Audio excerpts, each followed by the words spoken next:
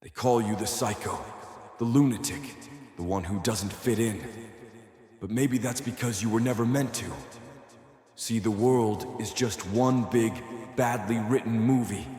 A low-budget tragedy masquerading as a feel-good drama. And you were supposed to play the part of the obedient extra. Background noise.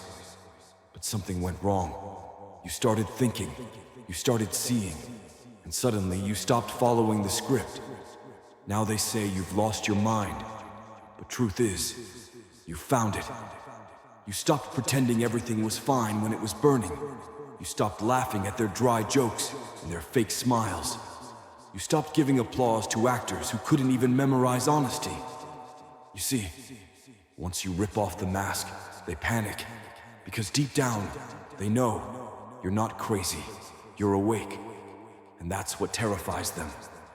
The role they wrote for you was never yours. They had a script for you from the beginning. Be polite, be soft, be predictable. Don't talk back, don't question authority. Clap when they say clap, smile when they say cheese, and bleed when they need a victim. You weren't supposed to become unpredictable. You weren't supposed to flip the script and start directing your own scene. You were cast as the weak one, the pushover, the people pleaser. But now, you're the villain in their story, because you stopped living in fear. And when you stop fearing people, you stop giving them power. They say you've changed. Yes, you have. You've upgraded. They can't handle that. They're losing the plot while you rewrite it. They keep trying to gaslight you, project their guilt onto your silence, their discomfort onto your distance, their betrayal onto your boundaries. But let me tell you something. A person who lives in lies will always think the truth is insane. A person who thrives on control will always call freedom a threat. So when they say, you're overreacting, you're being too much, you're not who you used to be. Good. That means you're growing. That means they're losing their grip. Because the truth is this, they can't manipulate you anymore. They can't guilt-trip you into submission. They can't feed on your empathy like parasites feasting on light. And now, they're spiraling. They're trying to revise the script, recast themselves as the hero, rewrite you as the monster. But the real story is simple. You stopped acting, and they can't stand reality. They needed you broken. Isn't it funny? When you were crying yourself to sleep, when you were bending over backwards just to feel enough, when you were letting them walk all over you with muddy boots and filthy hands, they called you kind, they called you strong, they called you a good person. But the moment you started setting boundaries, the moment you chose self-respect over self-sacrifice, the moment you said, no more, suddenly you're toxic, suddenly you're crazy, suddenly you're the problem. You see, they loved the version of you that didn't love itself. They cherished your silence, your submission, your suffering, because it made them feel big. But now you're standing up. Now you're looking them in the eye and saying, I'm not your victim. I'm not your puppet. I'm not your emotional landfill. Now you're dangerous, because nothing is more dangerous than a person who realizes their worth. You're not the villain. You're the wake-up call. So let them talk. Let them whisper. Let them spin their stories and build their castles of delusion. You're not the villain. You're the mirror they can't look into. You're the wake-up call they keep hitting snooze on. You're the reality they're too weak to accept. Because villains don't protect their peace. Villains don't heal their wounds. Villains don't rise from ashes without setting the past on fire. No, you're not the villain. You're the reminder that they couldn't break you. And that burns them. Every time you rise, it reminds them that they stayed crawling. Every time you laugh now, it echoes louder than their silence. Every step forward you take makes their stagnant souls scream. They didn't think you'd survive the betrayal. They didn't think you'd find light in the darkness. They didn't think you'd win. But here you are, thriving, no longer available for manipulation. You used to justify their cruelty. You used to say, maybe it's my fault. You used to beg for crumbs and call it kindness. But now, you've upgraded your standards. You've outgrown your pain.